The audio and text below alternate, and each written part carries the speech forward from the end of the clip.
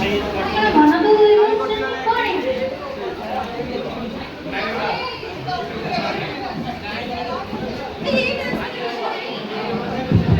ଆପଣଙ୍କ ମୁହଁ ବା କହୁଛି ଆପଣଙ୍କ କିଛି ଗୋଟେ ହେଇଛି ବୋଲି। ଆପଣ ତ ଜାଣିଛନ୍ତି ମାଆଙ୍କୁ ଗଲା ପରେ ଆପଣ କଣ ସବୁ କିଛି ବୋଲି।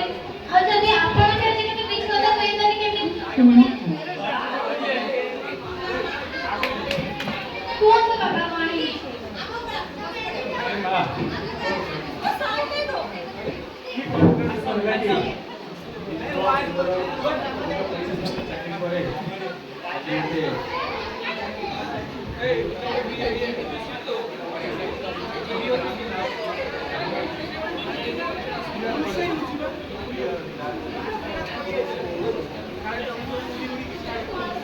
हेलो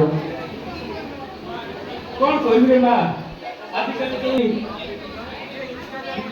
हमको स्कूल स्मार्ट क्लास आरंभ हो कंप्यूटर शिक्षक क्लास मत कह माँ दीर्घ 20 वर्ष हम चाकरी कलिनी मुई पिला मान सब जाके कंप्यूटर शिखी এটা কଣ সম্ভব নাই নাই ମୋ ଦ୍ୱାରା ହବନି ସେ ସବୁ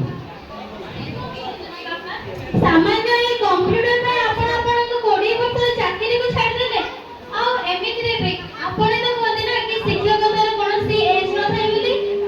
ଆରେ ମା ତୁ ଏଇ କଥା କହୁ ମୁଁ ବୁଝି ପାରେନି ତୁ କହ ମା এই যে আজকে সমস্যা আলেনি ମୋ ଦ୍ୱାରା କମ୍ପ୍ୟୁଟର ହବ ନାହିଁ ମୁଁ କମ୍ପ୍ୟୁଟର ଶିଖି ପାରିବି ନାହିଁ ଏଇଟା ମୋର ଫାଇନାଲ।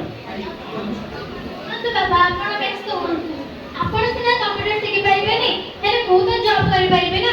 ଏମିତିରେ ବି ମୋ ପଢ଼ା ସରିଗଲାଣି ତ ମୁଁ ଭାବୁଛି କି ମୁଁ କମ୍ପ୍ୟୁଟର ମୋ ଜବ୍ ପାଇଁ ଆପ୍ଲାଏ କରିବି ବୋଲି। ମୁଁ ଆପଣଙ୍କୁ ଗୋଟେ କଥା କହିବି ବୋଲି ଭୁଲି ଯାଇଛି। ଏଇ ଯୋଉ ଖବରକାଗଜରେ ଯୋଉ ଜବ୍ ପାଇଁ ନୋଟିସ୍ ବାହାରିନଥିଲା ହଁ ହଁ ହଁ ହଁ ମୁଁ ସେଟା କହୁଥିଲି ସେଇଟାରେ ଆପ୍ଲାଏ କରିଛି। ହଉ ମା ତୁ ଚିନ୍ତା କରନି ସବୁ ସମସ୍ୟା ସମାଧାନ ହେଇଯିବ। ହଉ ବାପା ଠିକ୍ ଅଛି। ଆଉ ଛାଡ଼ନ୍ତୁ ସେସବୁ ଆପଣ ଚାଲନ୍ତୁ ଆମେ ଖାଇବା। ହଉ ମା ଠିକ ଅଛି।